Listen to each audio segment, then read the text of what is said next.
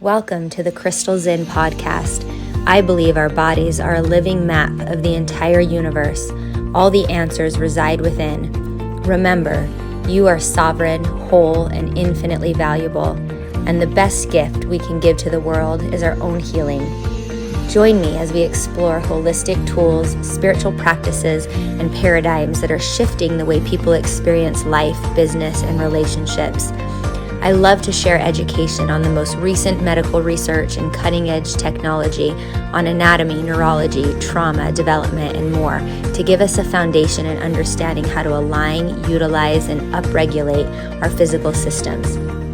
Ultimately, this podcast is a witness and support to people on their journey of remembering, an inspiration for all of us to keep going, and a reminder that we are not alone.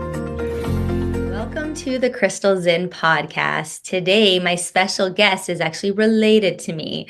So I love her extra, and I'm super excited for you to hear from her. She is a professional in the healthcare industry, in the therapy industry. And so you're going to get just some amazing real life advice and things that are going on that she sees in her clients every day, and just her personal wisdom from the amazing person that I know she is and the things she's been through that lends herself to that. So welcome, Core. Hello. Thank you. Thank you so much for having me. I'm so excited to be here. with you. What last name do you go by now? My last name is Brown. Okay, so Core Yeah. Brown. Okay. Yeah. What we do at the beginning, which I let her in on our little secret, is we're just going to tune in for a couple minutes. So if you're in a place that's safe to do so, close your eyes, take a deep breath, take a minute, and then you'll be free of anything kind of hanging out in your energetic system or on your mind to enjoy this space with us. Just take an easy gaze if you cannot close your eyes or if you're folding laundry, wherever you are. And let your first exhale be really long and heavy and ride it all the way to the bottom.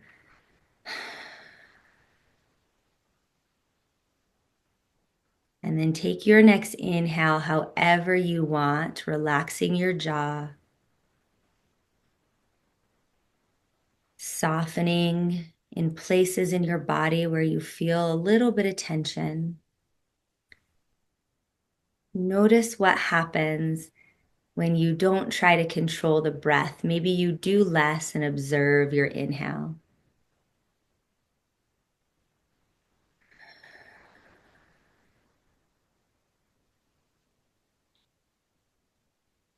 And then maybe draw a white light up from your feet to your head when you inhale. And then picture it gently falling back down when you exhale. As you move this through your body, observe a sensation, maybe the most predominant sensation that's sticking out to you. And use in your mind words to describe it, like heavy, light, stabbing, grounded, pressure. And just going to be quiet for 10 or 15 seconds. We didn't go anywhere. So you can lean into a feeling, a sensation in your body.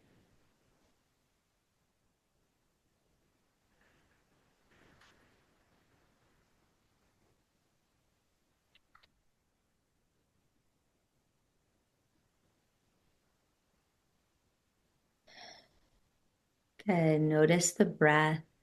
The very last thing we'll do is just give you the opportunity to ask that feeling if it had a voice, if it had a message for you personally right now, what would it say?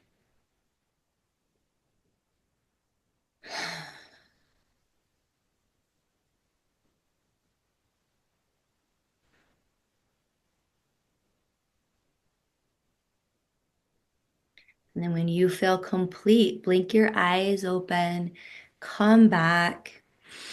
As always, if you need a couple more minutes with yourself and something else came up, just pause this podcast. It'll always be recorded here for you when you want to talk to us again or listen to us.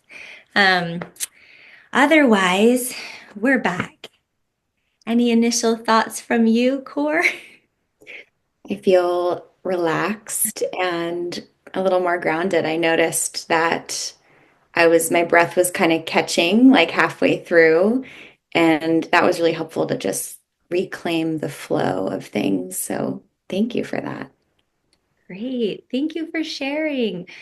For me today, it was a little in my throat as well. And the message that came up, it is never what I think it's going to be. So I love that practice. And for me, it was just there's no value lost in being curious and learning. Kind of like you don't have to know everything. You can be open to learning. Um, so I don't know what that was all about, but I just received that message and it made me feel a little more grounded as well. I love that. Yeah. That's so pertinent. What the message that came up for me was that stuck place was kind of like, oh, I want to get it right. And then Mm. it was like, hang on, what's right?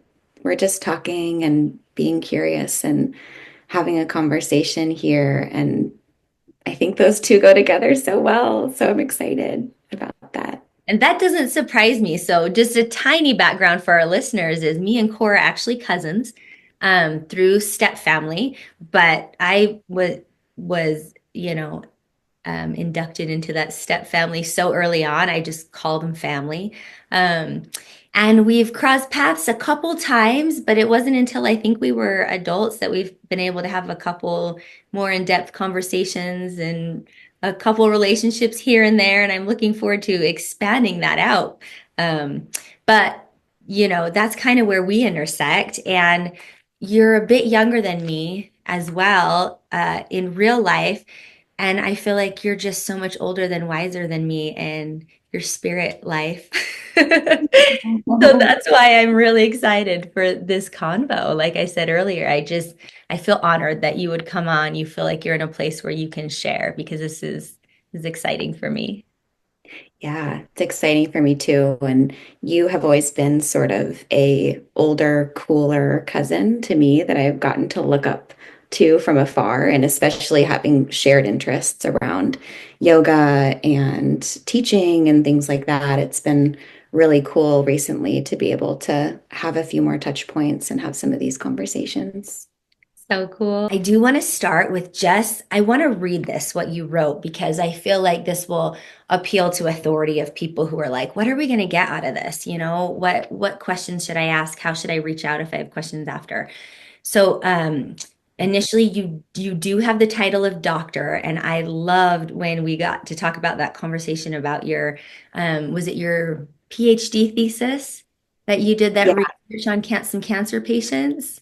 Yes. So I have my PsyD, which is a doctorate of psychology. Oh, okay. Thank you for explaining And that. yes, that was my research on cancer, couples in which one partner has cancer, and couples therapy treatment as an adjunct to cancer treatment. Oh my gosh, it was so beautiful. I love that. So now Cora is a licensed marriage and family therapist. And she specializes in working with couples and adult individuals healing from anxiety and trauma. And that is what I wanted to touch on because I have so many questions for you today about anxiety in case you want to prepare your mind. So, this is the doctorate degree in psychology as well as an advanced training, emotionally focused therapy. A lot of my listeners do know a lot about EFT and Right. EMDR, eye movement desensitization reprocessing, and also like ART. And I was going to ask you if you've heard of brain spotting now, which is like this new popular thing. Um, but you focus on helping clients get to the root of their mental health struggles, integrating mindfulness and somatic awareness, drawn from your decade of experience as a yoga teacher. And she's also deeply committed to creating an affirming, inclusive space where all identities and relationships are welcome and celebrated. And you're the co-owner of your therapy clinic now, Clover Healing Collective, which is such a beautiful name, and that specializes in holistic mental health care and kind of seems to have that cross therapeutic approach for all your clients, which is really awesome. I've been to one place that's had that before, and I noticed a huge difference. So, you guys, if you were wondering what kind of expertise you're going to get today, all of it. Um, So I love that so much. And I was wondering if there's anything you want to talk about in there, or if you just want to tell us kind of about your personal, like what your personal history is to why and how you entered this space of being a therapist. Yeah. I think the main word that means the most to me in what you just read is holistic. I am in a place in my career now where I'm bringing together the different parts of who I am as a healer, which has been a yoga teacher for a little over 10 years, and then being able to come into the therapy space and become a therapist as well. I think that those parts of me have been separate for a long time. And what I love about Clover Healing Collective is that our intention is to bring together different modalities of healing under one roof, where we get to have practitioners talk to each other and collaborate together. Because I think that there's a lot of wisdom in all sorts of different healing models. And sometimes the issue that I see is that we're kind of a fractured system where different therapists, doctors, healers aren't talking to each other and collaborating for the best interest of the client. So just wanted to underscore that word. And I'll share a little bit about how I got to where I am now in my career and just personal life. Um, I grew up in a very, very small town in outside of Seattle, Washington, and grew up primarily with my single mom and my brother. And there was a lot of struggle. There was challenges. There was also a lot of beauty. We grew up in basically right near the forest. There was so much nature, and my mom's an artist, and she also is a healer, an energy healer. And so there was like this childhood marked by kind of very severe and intense struggle, family separation, mental health challenges in the family, and financial hardship, things like that. And so from a very young age, I was kind of tuned into all those things and very curious about why people are the way that they are, and relationships, and how people connect and how those break down, and just kind of observing. And then probably a lot earlier than I should have, kind of taking on this role of family mediator and taking on kind of an adult role in a child body. And so part of that was also developing my own anxiety as a response to that, like trying to make sure everyone else was okay, and finding that if I was able to perform at a high level, right, like get A's at school and impress teachers, then I could get my needs met in that way. And so that became my survival strategy, was achievement. And a lot of that was a strength that I built, and I'm grateful for it. And there was also some pitfalls there. One of those being that after college, I moved away from home, went to college, studied, loved it. It was fantastic. I went to UC Santa Barbara. I got to kind of launch from home. But then I graduated and I went into a career in public relations in San Francisco. And about 3 years in, I kind of looked around and realized, hang on, I'm living a life that I don't even really know if it's mine. I don't actually know what a life that's mine would look like or feel like, because I've never really learned how to tune into what I'm feeling and needing. Most of my life has been about making sure that I'm doing what I should do, and I'm putting air quotes there for the listeners, um, instead of what I want to do. And so I was pretty disconnected from my own desires and my own feelings and my intuition. And that's when I went to therapy, and I kind of rediscovered how to tune into those aspects of myself and reclaim a sense of what I want and what I feel and advocate for those things. And that's when I shifted into going back to graduate school to become a therapist myself. And so a lot of my process has been getting closer and closer to, I guess, it never went away, but just remembering the little voice inside that can tell me what I feel and what I want and how to advocate for that. And that's really what I try to help clients with today is identifying like what parts of them have maybe been suppressed or silenced, and how can we welcome all parts of them back to themselves and help them establish a home in their own body and in their own mind and be self-led in that way. So it looks really different for all sorts of people, but I kind of, my pathway into that a lot is working with anxiety, which a lot of times I find is rooted in trauma or rooted in stressful experiences that we do some work on reprocessing. So I know I just said a lot of words. I'll pause there. Well, thank you for that. And I can see you through that journey, and it just makes so much sense, of course, why you would be so drawn to initially helping others, and then why like that would lead you back to yourself as well, which is so beautiful, and it's so relatable that um we're not alone in some of these struggles and some of these fear things and some of the things that we've been through, and maybe we don't want to voice, or we don't know if other people are going through them or they're going to understand us, right? And there's a lot of fear around reaching out for help, which is like, if I go, to Dr. Brown, is she going to know what I went through? Is she going to have tools to help me? Like some of these struggles, I think, the trauma sets in when we're not witnessed in them, not necessarily what has happened to us. And so that's a really scary place to be when you're stepping back out for the first time, possibly being witnessed in some of these traumas. But one thing I picked up on that was really interesting to me was the sort of anxious overachiever and the survival technique of getting validation from others, which feels so relatable and also so important, and it's so like grateful for your body and your abilities, right? You expanded into a lot of these higher functioning abilities and processes because of that trauma, it sounds like.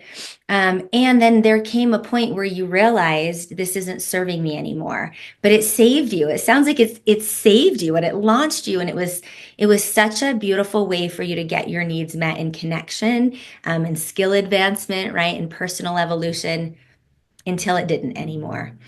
And so I kind of have a big question about that precipice. Like, what signaled to you that this wasn't working? Like, what was it that got those light bulbs to go off, or that you were looking at going, I don't know if this is my life. Like I don't know if this is serving me. And like I have lost a part of myself I need to go find. What are those what's the word? Is signal a good word?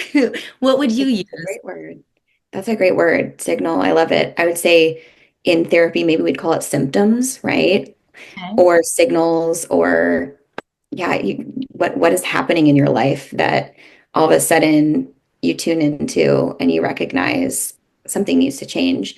Um, I love that question. And for me, you're absolutely correct that that survival strategy launched me and was very helpful, and it still is today. So that part of me is not bad, right? I actually don't think any parts of us are bad. I think that all parts of us have some sort of intention and some sort of way that they're trying to help us, but sometimes certain parts of our personality get overburdened and overloaded, and that's where we can get a little out of balance. And that's certainly what was happening for me.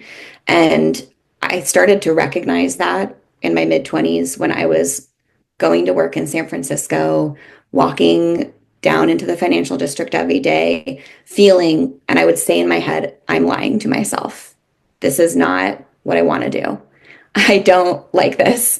And I was learning a lot. I was like more financially secure than I'd ever been in my entire life, which was really, I felt really safe, which was wonderful. I was able to pay off my student loans, like these things I never even imagined could be possible for myself.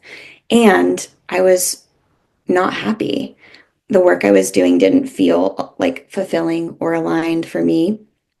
And for me, that was really important. I felt like I needed to be doing something that was heart led, because that's just who I've always been as a person. I feel attracted towards those kinds of things where I can feel creative and feel connected to what I'm doing. And so I, after walking my way to work, so many months thinking I'm lying to myself, at some point I was like, I think I need to do something about this. And that was scary. I hadn't been to therapy. I think I had gone maybe a couple times as a child, like when my parents were going through divorce, like a court mandated situation. And I don't remember it being pleasant. And I don't remember wanting to talk to the therapist. And I just remember playing cards. And Me too. yeah. And Yeah. so it was very different that time when I was choosing it for myself. But it took a lot to get over the fear. And also, as you said, to get past that fear that if I went to therapy, it meant that something was wrong with me. That was very scary for the overachieving part of me. That was a big threat to admit that I was struggling in any way. So I did go, and I'm grateful that I went, and I'm grateful that I just was able to lean into the fear around that. And it was hard and it was scary. And also, it was really powerful. Yeah, thank you. And it's so cool and interesting to me that it came to you like in a message, like in a phrase, like Yes. almost like someone was talking to you. I just love finding that out about people because it's so different each person. And so I'm wondering, with your clientele now, what you see is anxiety. I feel like anxiety and depression, right? You wrote down here are the biggest Mhm. factors, like those little signals we talked about. That is why someone would come and get help. Um, Yeah. what other symptoms do you see that start to manifest that people need to listen to, like health issues, Mhm. anxiety, right? Things like that. Yeah, that's a great question. And I will add to what I said before. I think the breakthrough moment of hearing this is a lot, I'm lying to myself, was also the result of probably a few years of pretty severe anxiety symptoms. So I'll talk a little bit about those as well. A lot of anxiety and depression and PTSD symptoms overlap. And so when we talk about anxiety or we talk about PTSD or we talk about a depression disorder, it's just a cluster of symptoms, right? And it's a label that we can give it to better understand how those symptoms relate to each other. But it's sort of like it's the beginning of a journey. It's not the end of a journey if one receives a diagnosis of anxiety or depression. It's just kind of a label that helps us understand. And so for anxiety, a lot of the symptoms that you might notice if you're experiencing that could be a sense of restlessness, trouble, like relaxing, feeling on edge all the time, really worrying about the worst case scenario. Anxiety overestimates the threats and it underestimates our ability to deal with it. So it's a constant on edge feeling like I'm not going to be able to handle whatever this is. It can also result in chronic fatigue, trouble falling asleep, racing mind at night, irritability, muscle tension, like clenching, heart racing, sweating, sort of that central nervous system activation, overdrive. And so that's kind of the anxiety profile that we might see when we're experiencing high levels of anxiety distress. Um, and So then, I'm going to say, I just want to pause you because that's so helpful when you gave us those. And one that you wrote down for me too, that was also helpful to me, is when you wrote it interferes with daily life. yes, Like, what's the scale there? What does that mean? How bad does it have to be?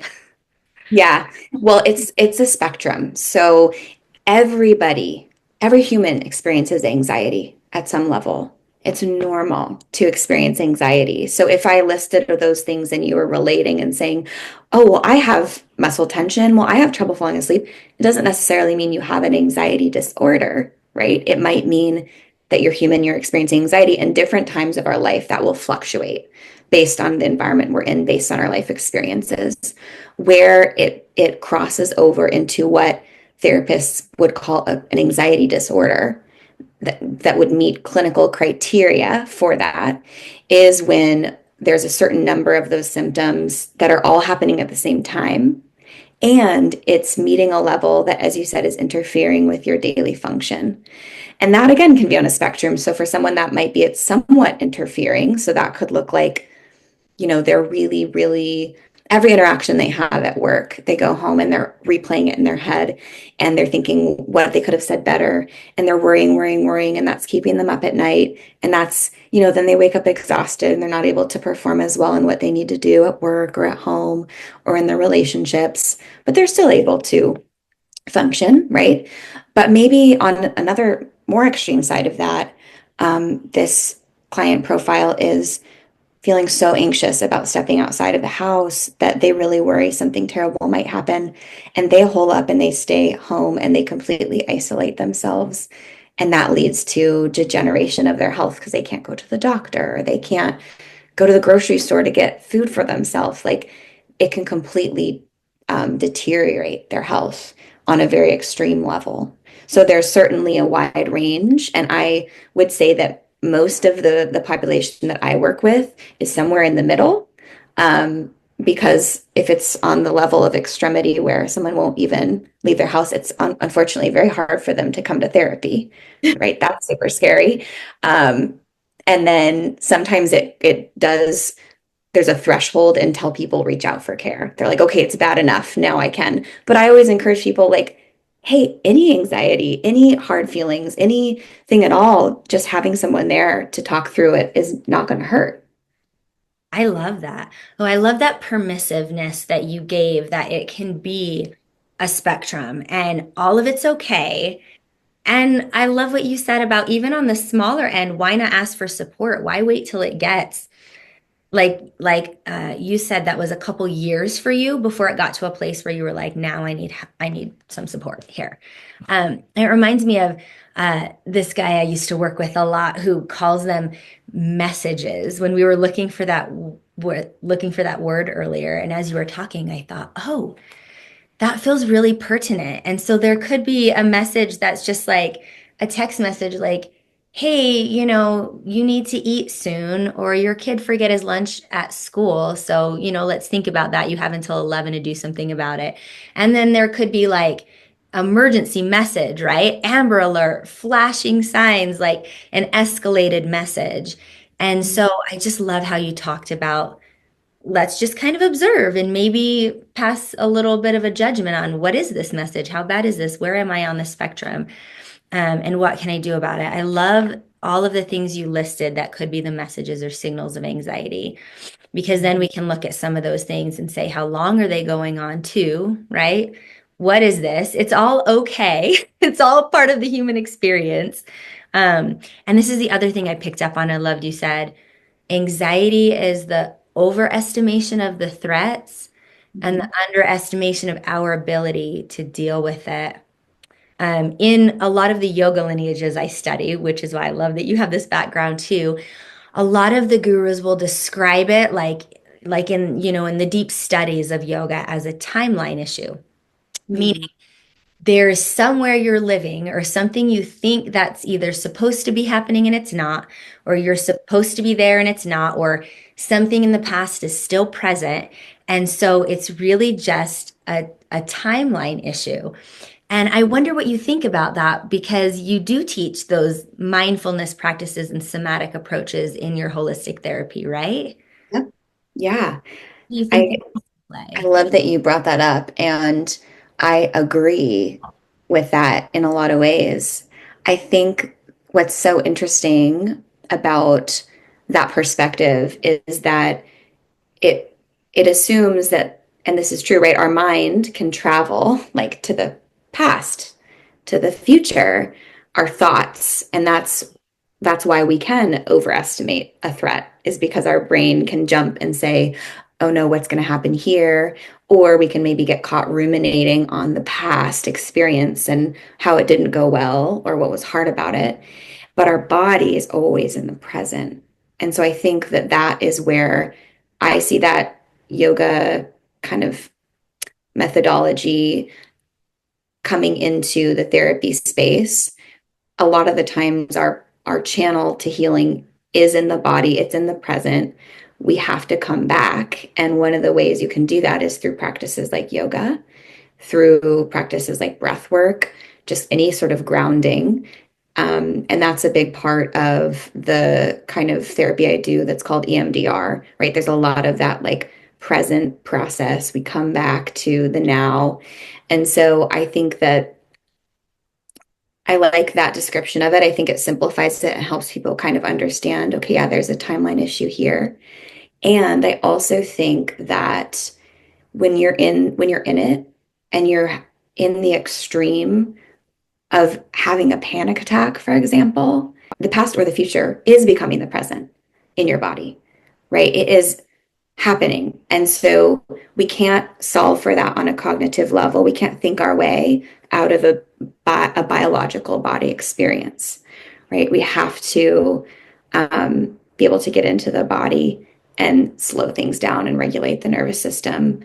But I think that trauma, what it literally does is it fragments our ability to kind of see things in a chronological narrative, and instead there's certain parts of our experience that get stuck and they don't become fully processed. And so when those are evoked or triggered, then our body experiences it as if it's the now. So I like that. I like the interplay between that and what you said as the timeline issue. It makes a lot of sense, right? Hmm. Yeah, and I like what you said because it makes a lot of sense when you're regulated and you're in the present moment and you have access to cognitive functions. It doesn't make a lot of sense to yell at somebody when they're having a triggered moment or panic attack. You're not a kid anymore. Your abusive father is not here. You're safe. Like it doesn't help. It makes no sense to them cognitively to Yes. explore those things. And so I kind of wonder if you think that's a good segue because some of the things that you wrote here, one of the things that stood out that interested me was this fully processed idea and looking to some core beliefs, right? Or previously unprocessed experiences, which is interesting because that's not available to you in that space. So Mhm. how do you get to spaces and what does that look like? Let me back up just a bit and talk again briefly about trauma. I think that'll help us situate ourselves in the conversation that comes next, as you said, about like what happens with trauma and our beliefs about ourselves and how can we revisit those? How can we gain access to maybe deconstructing those and reconstructing something new that will be healthier? What trauma does is that it basically, I define it as it's any stressful experience, any stressful event that overwhelms our ability to cope in the moment. And so that might be something like combat, but that also might be something like being a kid and being yelled at because your parent was dysregulated and having their own struggles, and you internalized something from that moment. It overwhelmed your system, right? So, for example, in combat, maybe somebody's life is threatened and they internalize from that moment of threat the belief, I'm not safe. And so then when that trauma is triggered, right, this veteran comes back and there's a loud noise and their whole body goes, oh my gosh, I'm not safe. I might die. And their nervous system gets dysregulated and they have panic or they have a flashback, right? There's a belief there, an underlying automatic belief that's happening that has been stored that says, I'm not safe, right? And there's the body, the nervous system does not have the same chronological understanding of time as our brain. So the body reacts as if that past thing is happening. And part of that is because when we go through these traumatic experiences, our brain stores the trauma memory in what's called a state dependent way. It's fragmented. It's very susceptible to being triggered. It's not like interwoven into our narrative of our life. And so what we do in one of the kinds of therapies that I practice, EMDR, is we create a container for the brain to be able to reprocess those traumatic experiences, bringing in adaptive information that we do have access to now, and being able to bring down the emotional response to a place where it feels more manageable, that we can have more access to our cognition, right? We can't have more access to that knowing versus our body, our amygdala, the part of our brain responsible for that fight or flight getting activated and then taking over and not giving us access to our prefrontal cortex, that part of our brain that we need to be able to understand, hey, this is a timeline issue, right? We need to first regulate. So that is kind of an overview. Did that make sense? Any questions on that before I? Let me see if I loved how you explained it, and I want to like sum it up to see if it goes like, okay. Yes. So so you're saying it's so natural, and we all have experienced this where something happens and our body got signaled that we're not safe or we have to protect ourselves in some way or we got set in a message that fractals us. So something on the realm that can happen we might label as good too, right? Like we have these set beliefs about ourselves like, oh, I'm strong or I'm smart or like other things like that. And some of those things don't necessarily fractalize us. They're integrated or interwoven. I love that word you use into who we are in our body and our process, and it doesn't cause these big messages or alarms to go off. But if something did cause a traumatic event, how you describe trauma, then it's something that will cause an automatic response tied to a core belief that later will start to go off in situations that don't warrant it. So Mhm. it'll be a new or different situation, like a loud noise. So it's not a bomb and you're not in danger, but you get that response.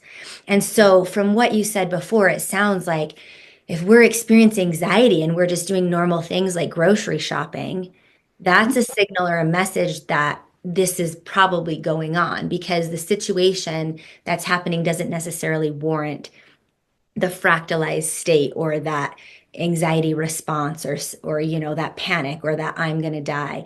And so that tells us this is what's going on. So then you said the first thing to do is we have to come back to the body, right? The somatic practice, we have to get access, we have to get regulated in all of those ways. And once we're in that space, like the tools with a therapist or EMDR, once we get back to a clear space where we're attuned to the body, connected, integrated, parasympathetic nervous system responses going on. That is when we can start to discover, oh, maybe what happened, or maybe what's the core belief underlying this. And that's when we start to open up a space where we can approach healing. So it makes sense to me that you said that's the beginning. Those signals are the beginning. And now we're on this journey. And now over here, we're in a space where maybe we discovered a core belief of I'm not safe or I'm going to die Mhm. when this happens. I also wonder, because you've helped me a lot with giving me recommendations for people in my area who deconstruct a lot of religious trauma. And Mhm. that's kind of an interesting thing to me too, because it's so obvious if you were in danger as a child when you didn't have the tools to protect yourself or at war. But Yeah. it's not so obvious these sort of would it be appropriate to call them dangerous belief systems or fractalized belief systems when someone has a belief or a communal or cultural system put on them that also seems to be causing the same things you're talking about as if they were in war, um, tied to some core beliefs? Is that, I don't know. I don't know how to ask you the question. I guess I'm just making an observation and saying, can you help educate me?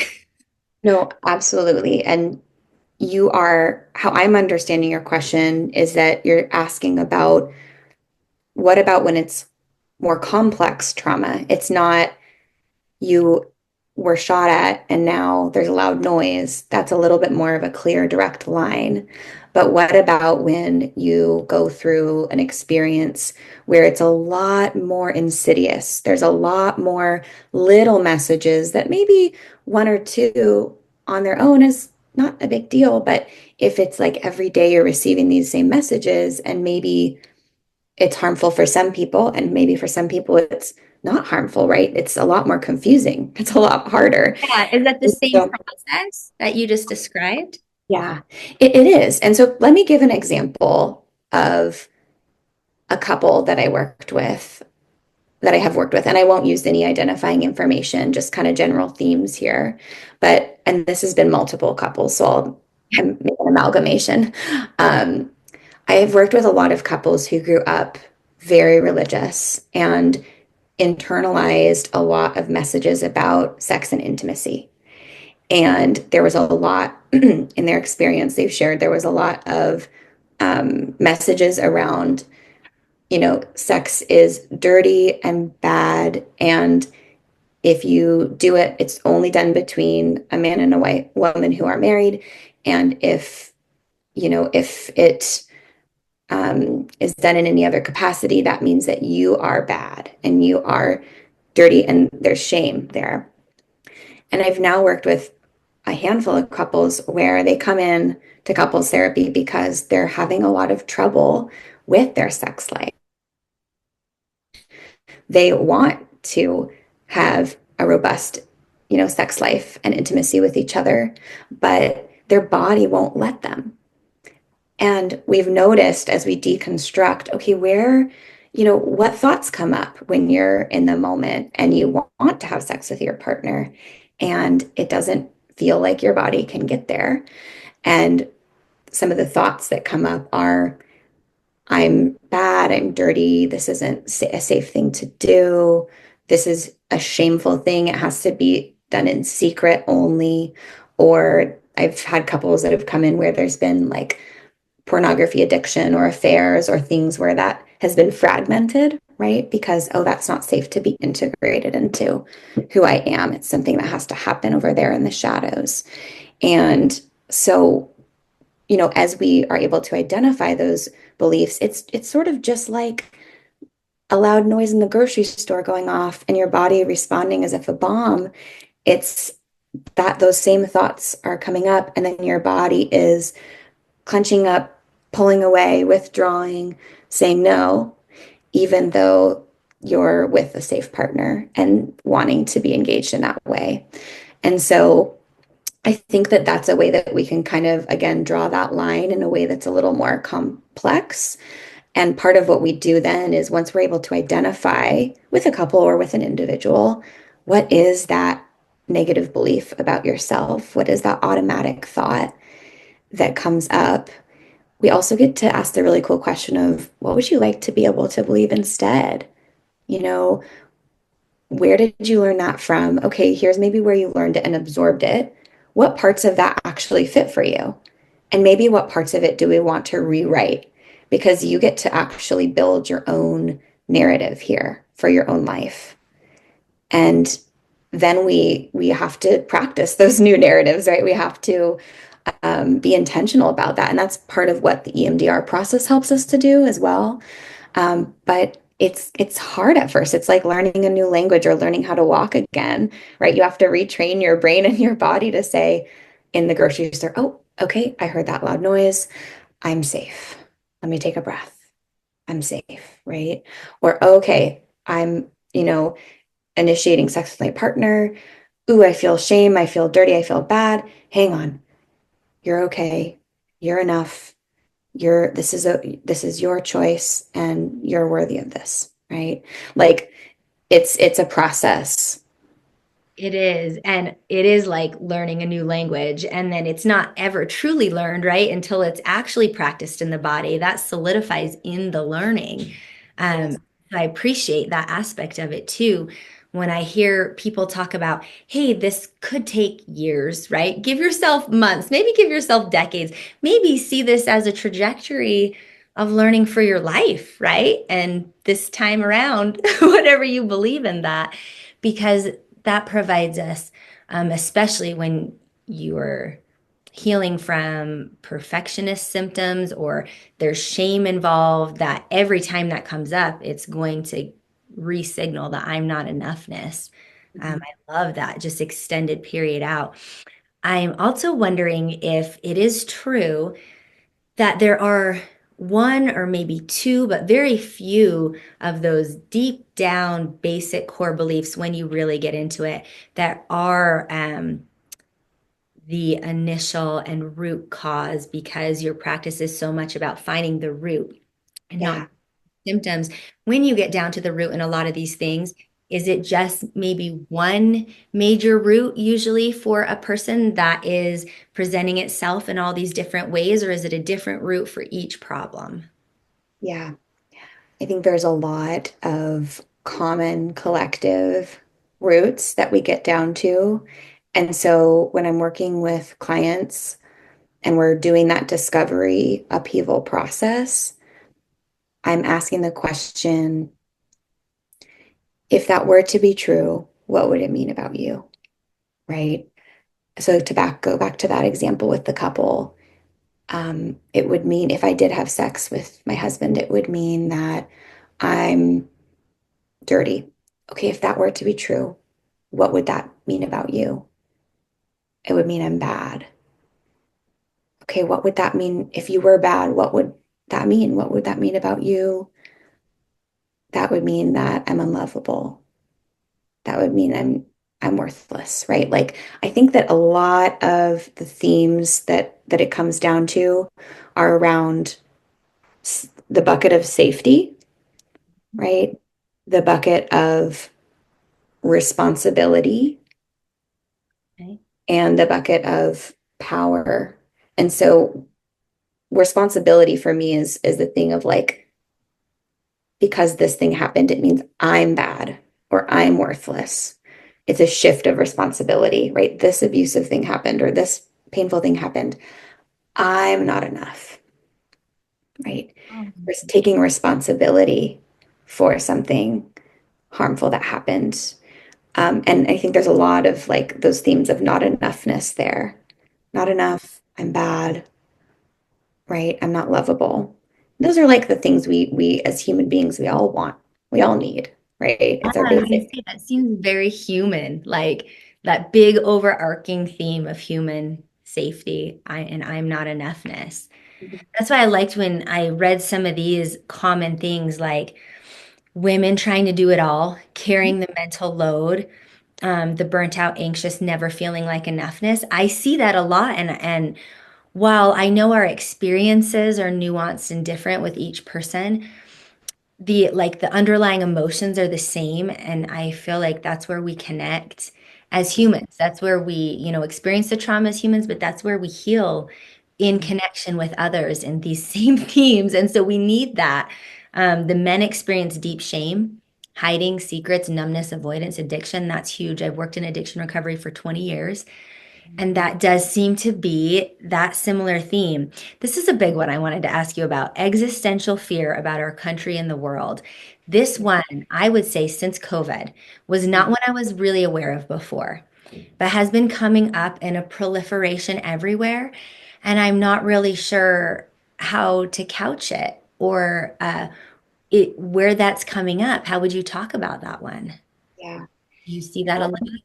I do. And that one's hard because I get it. You know, I look around and I'm like, yeah, that's not an unrealistic anxiety necessarily when we are in this place where there's so much conflict in our world. There's so much war. There's so much turmoil within our own country. There's like such extreme division politically. There's, so much happening.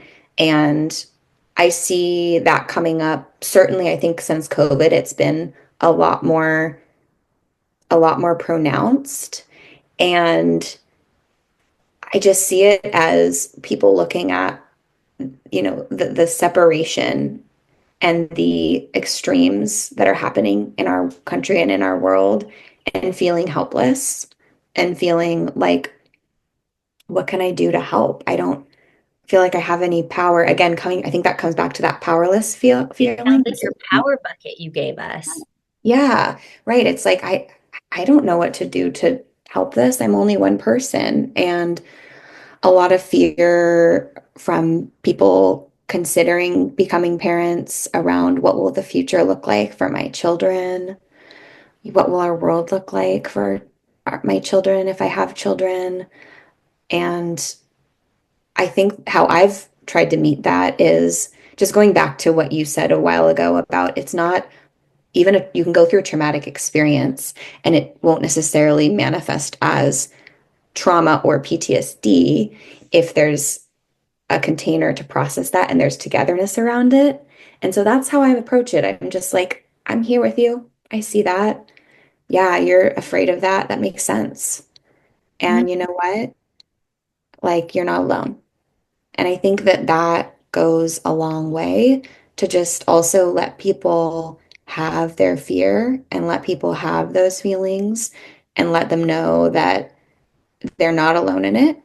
Um, if it, of course, if it's crossing over again that threshold where it's interfering with their daily life, then I might help them examine like, okay, what evidence do we have to support the fact that there is going to be this fear if it's maybe an outsized fear, right?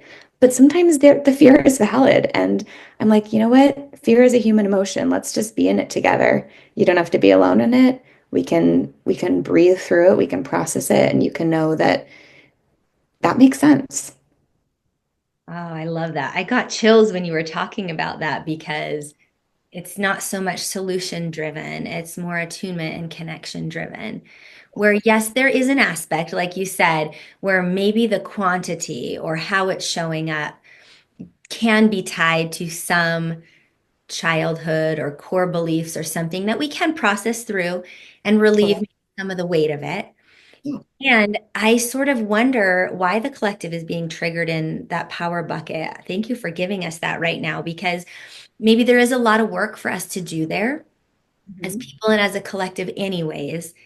Yeah. And that piece is so beautiful where when what's coming up is valid, we need to learn to mirror that and sit with that. And that's a parental tool I've learned as well. I'll give you an example.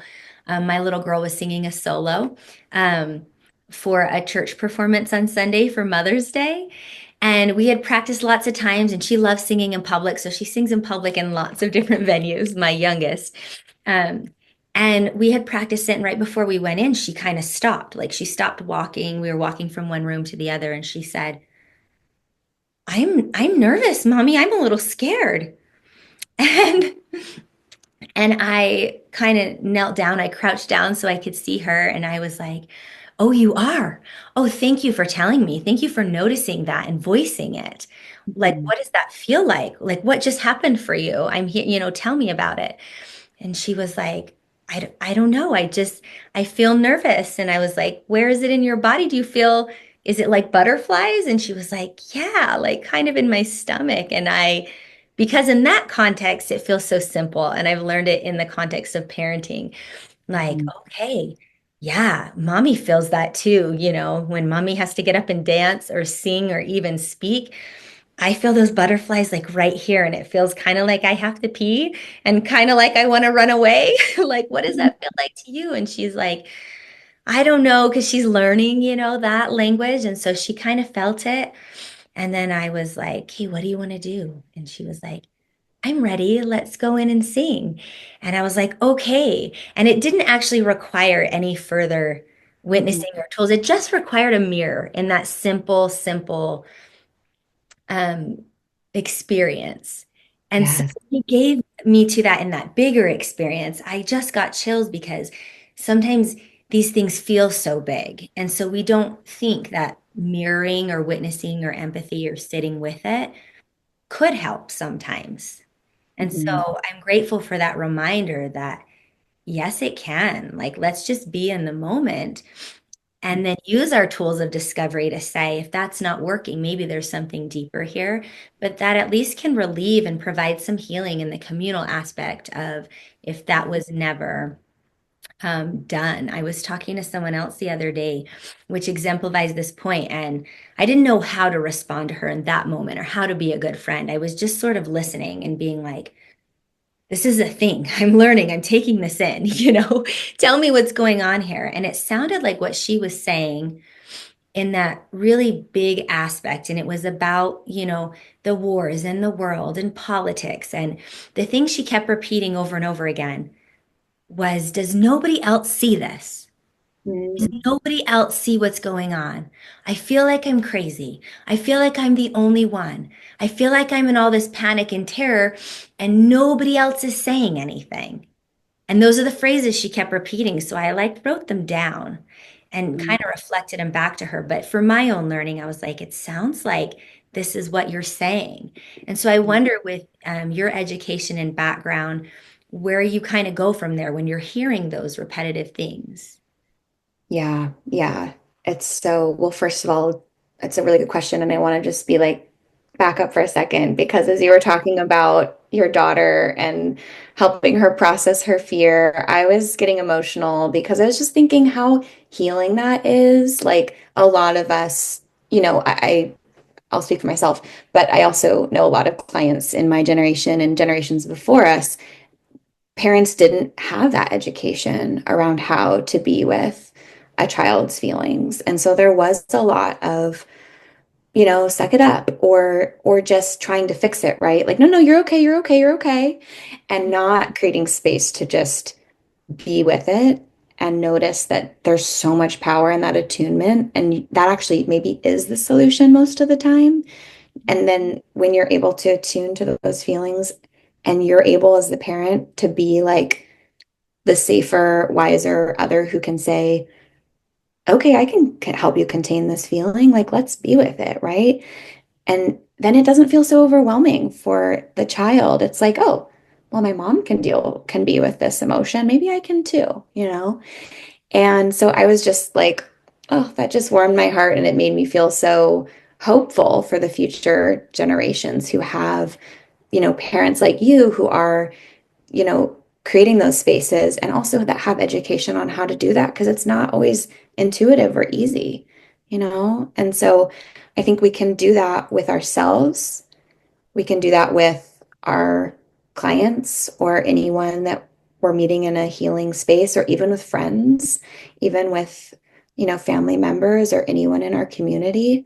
When they come to us and they do share, we can notice that automatic response that's natural to come up of wanting to fix it and wanting to solve it and wanting to take their pain away.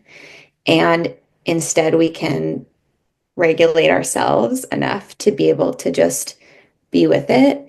And I think the phrases that kept coming up for your friend of like, is no one else seeing this? I think that's really, that comes up a lot in trauma, right? Because a lot of times, if you are in an experience, I'm thinking more relational trauma, like childhood trauma growing up, there's a lot of times gaslighting. There's a lot of times like, oh, you're just being sensitive. Oh, that's not a big deal. Oh, why are you crying about that? And so there can be a lot of that feeling around, does no one else see this? I must be crazy. I must be the one that's having an overreaction. And that's really isolating. And that exacerbates those trauma symptoms of like, oh, I'm alone in this. It's only me. And so, even what you just did of being able to reflect that back to your friend and say, I hear that you're saying this. I think that probably was more powerful than you could even imagine because it gave her a moment to know that you are hearing her say that. You're hearing her experience. She's not alone in it. She has you to be able to step into it with her and not have to solve it, but just say, hey, I hear that you're feeling this way. And I think there's so much power in those moments for us to just say, that makes sense to me what you're feeling. You're not alone. I might not get it in the same way you get it, or I might not feel it in the same way you feel it because we have different experiences, but you're not alone in that, right? And I want to know more. I want to be with you in this. Tell me more, right? There's so much power in those words of tell me more. I want to understand this. You're not crazy. Makes sense that you're feeling this way. Hmm. Wow, I love that. It's so simple. So this maybe is the important part I want to make sure we get to while I still have time with you, is just some of those suggestions um, for these places. So you see, when we've talked about people being in trigger, people being anxiety, when maybe the listeners are finding some resonances, and me too there, and me too there. What are your favorite go-to tools? Um, I know you wrote down some of these bigger ways to heal in these categories. Um, bio, psychological, social, and spiritual. And we didn't touch on that at the beginning. So now's maybe a good time to say that that when you explain that holistic approach, Yeah. it was very much about incorporating those four categories and you define them really well. So it Mhm. might be helpful to define those four categories.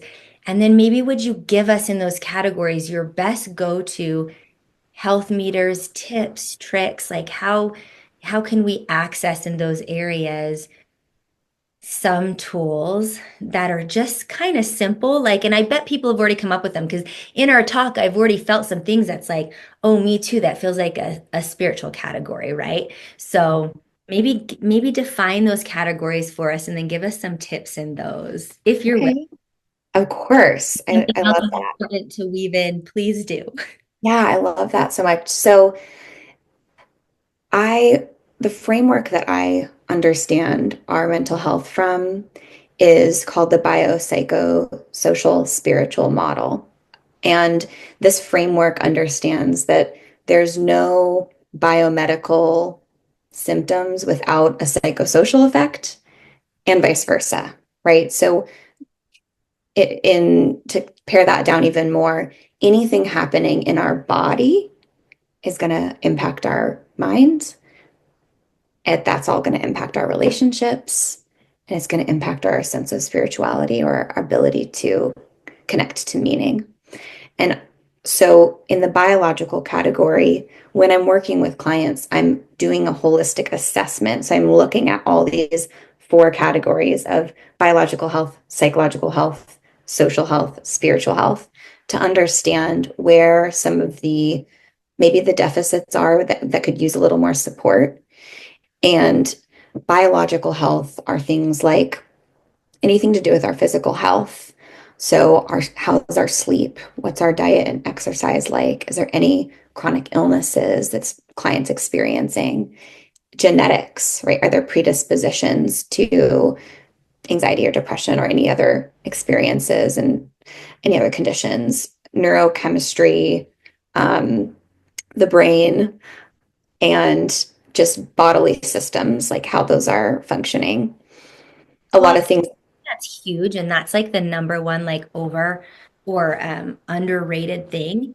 Because I know when I've had babies and I've been sleep deprived for like 3 months, they like diagnosed me with PPD and depression. And I was like, I don't know that I have that. I don't know that I want that diagnosis, but I hadn't slept for 3 months. Yeah, yeah, yeah. Could It's be physical. right, right. Yeah. One of the first questions I ask clients is, what's your sleep like? How much are you sleeping? What's the quality of your sleep?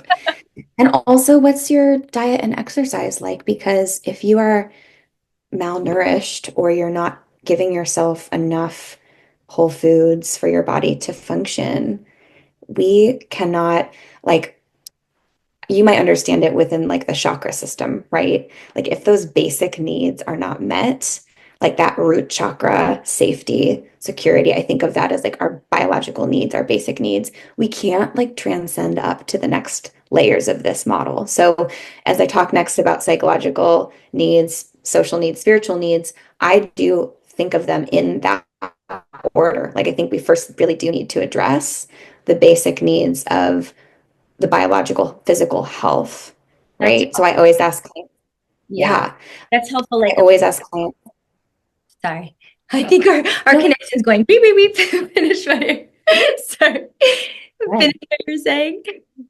I was just saying that I always ask clients if they haven't recently gone and gotten like a full blood panel done because there can also be deficiency in vitamin D that causes depression symptoms or anemia or all these biological factors that if we don't treat those or we don't even know that they're there, then all of the talk therapy in the world is not going to fix that.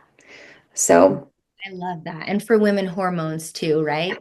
I just read this study about learning disabilities in children too, and they came out with that basic needs being met. Like there's obviously a correlation that they can see if a child is starving or has abuse in the home or anything like that. they're this much percentage more likely to have ADHD and things just because when their body's in trauma, they can't learn. So even if they appear to read or learn when they're in school, they won't retain the info if their needs aren't being met like that at home. Exactly. Um, Exactly.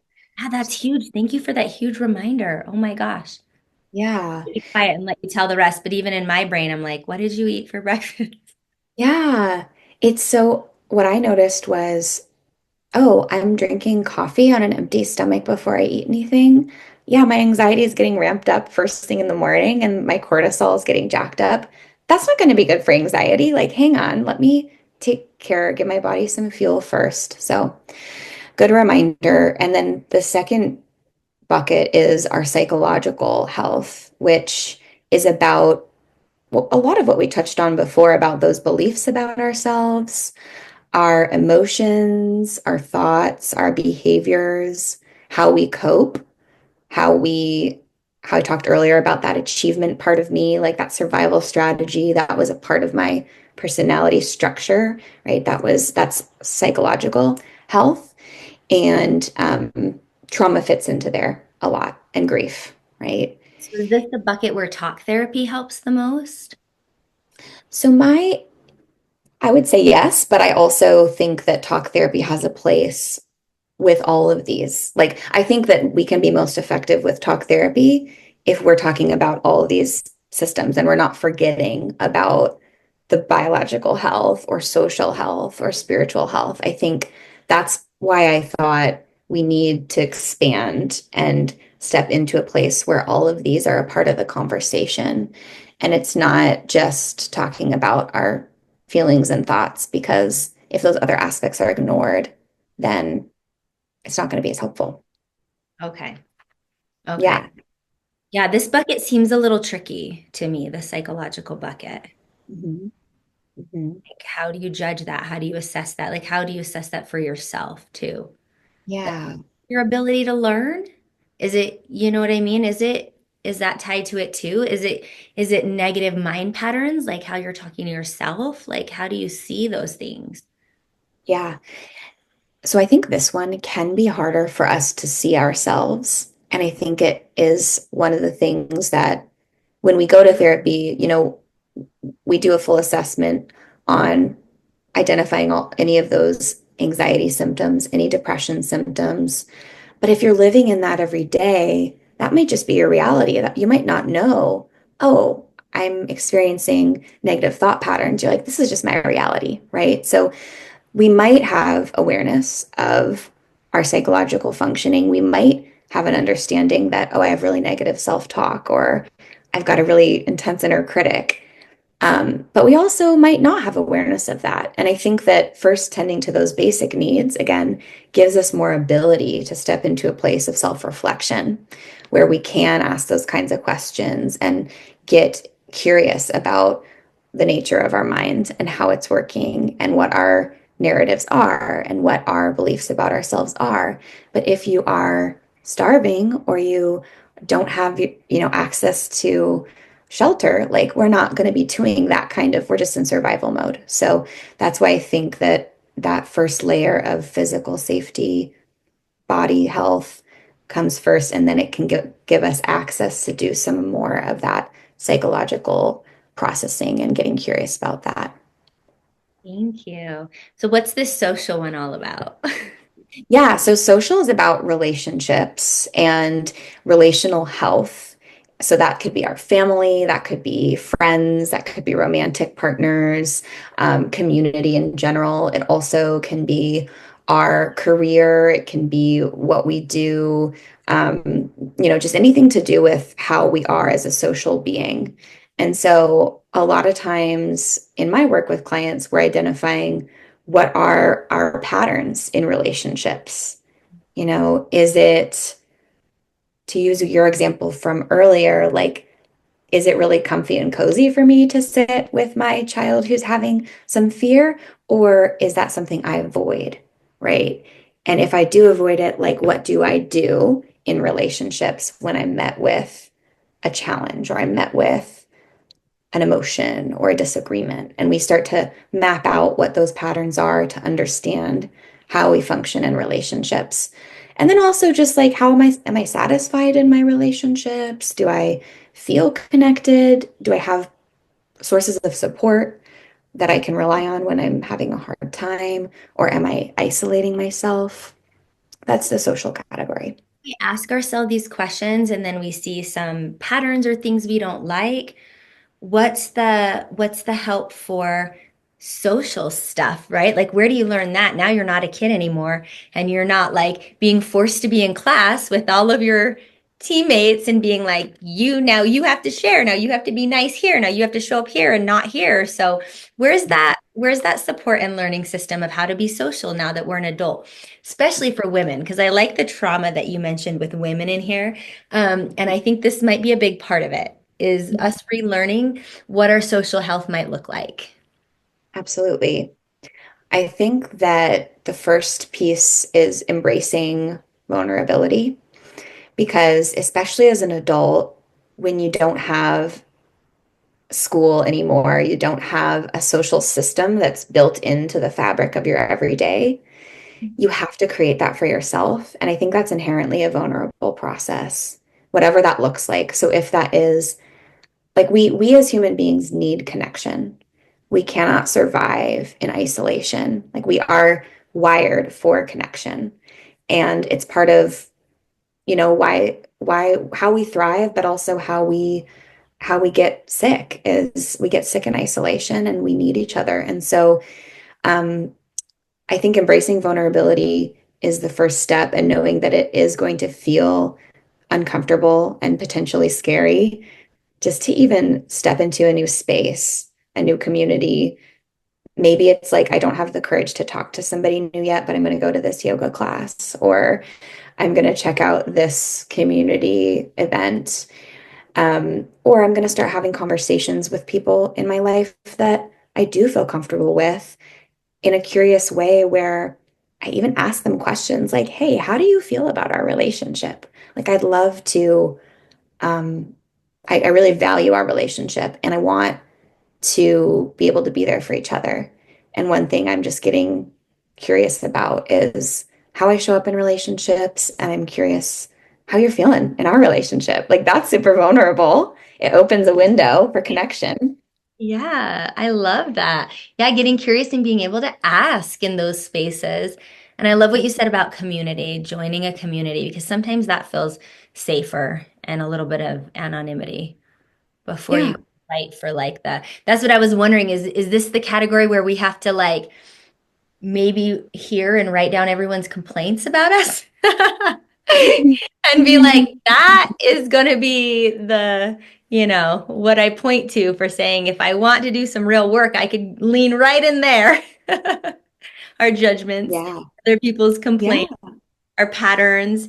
And I like Yeah. how you explained it as like an hierarchy because now if you've got your basic needs met and you feel psychologically healthy, maybe you feel strong and vulnerable enough to enter that third Yeah. category. Yeah. Yeah. Because we have to be like, again, I keep going back to that example of you and your daughter because it's so cute. But like, again, if you weren't in a space where you could self-reflect in that moment and say, like, okay, I'm going to hold a safe space for her feelings and I'm going to regulate my own system so that I can be that safe landing place for her, you wouldn't have been able to do the relational part of that, which was that co-regulation, right? Of essentially lending your nervous system to her by Mm. being her in that feeling. And I think that that is again a perfect example of because you've done that psychological, you've done a lot of, you're in a healthy space psychologically where you've done a lot of self-reflection and you've done from what I can see and from what I can understand, you've been very self-reflective and you're in this space. And so maybe that lended you the capacity to be able to go into that social realm that there is vulnerability there, you know? Yeah, that's so beautiful. And it just brings up, hopefully, the listeners are having so many deep thoughts right now because it's just such a deep way to understand. Put the oxygen mask on yourself first, why it's Mhm. important to take care of yourself. And with a lot of these things you wrote down as these common addiction, distraction, fear, experiencing shame, a lot of these very, conflict with couples, these very common themes. I think they all go back to this thing with where it's so important to each person as an individual to start taking care of themselves so they can get to this point where you can resolve and see some, like you said, what would you like it to look like? Yeah. What do you want it to be? What if you could create it and rewrite this, what would you rewrite? And I feel like we're getting there. I feel like what you're talking about is just adding hope onto it. I'm curious about the last piece, the spiritual piece. This is so crazy and different and nuanced among cultures and people. Why is this an essential part that you're putting in for everybody? I know a lot of people who think this isn't a part of their holistic being. Yeah, yeah. And so actually initially when the biopsychosocial model was developed, it was just called the biopsychosocial model. There Love. was no spiritual mod part of it. And then later on, the spiritual part was added. And essentially what's meant by that is one's sense of meaning and purpose. For some people, that could be religious. For some people, that isn't religious. And it creates there's enough space, at least in the way that I apply this model, to know that there's room for all of it. It's just, does this person have a connection to something greater than themselves? And we know from research that when somebody does have a sense of purpose and connection to something greater than themselves, there's better physical and mental health outcomes. And so it's not a question of, is this person religious? What kind of religion do they practice or not? But rather, like, it could be your greater purpose could be the ocean. It doesn't matter to me, right? Or it could be this God or that God, right? But is as long as it's like, hey, I feel like I do have a purpose here and I'm interconnected with something greater than myself. And again, to climb up that ladder, right? I don't think we can feel that unless we do have our basic needs met. We're out of that survival strategy. We've been able to have access to self-reflection. And then we feel a connectedness in our relationships that gives us a portal and a channel to be able to, like, if you've heard of Maslow's hierarchy of needs, right? It's like the top level is transcendence. The bottom level is basic needs and safety. And so again, I think we can't meet somebody who in a place where they are in chronic stress, they're in survival mode, they don't have access to care, they don't have access to food or something like that, and just say, well, just pray about it, just meditate, right? It'll all be fine. It's like, no, it won't be fine. They need those basic needs to be met to survive, right? But could that be a resource later on in their journey that can help them become even more healthy? Absolutely. Wow, I love that. And it's making so much sense because I studied early childhood development in college for a little while as well. And so the way the body and brain develops mirrors the ability for even the brain and body to access those functions on a chronological scale from 0 to 18. So it's not even something we're suggesting, it's something that's inaccessible at certain stages and then becomes accessible later, like you said about the prefrontal cortex. And it's mirrored by one of the chakra systems I study as well, because there's a couple different ones. One of the theories by Anodia Judith is that is very chronological as well, moving up the way the chakras develop. And so that Mm, spiritual chakra, the seventh one, 6 to 7, happens at about 16 years old. And we know those are kind of gray areas. But the child's whole development is not focused on that all the way up, right? It's focused on my safety, then my pleasure and creativity, then my power, mind, then my heart, my relation, my social to everyone else in the world, then my truth, who I am, how am I living that, and my voice, and then their understanding. But that age is put sometimes at 18 and over. And so the idea there is we cycle through those initially chronologically.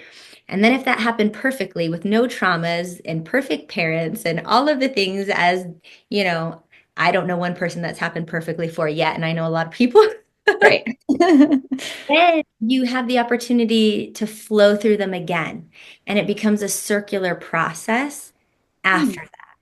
And so Mm, I think that's fascinating, the space you're in.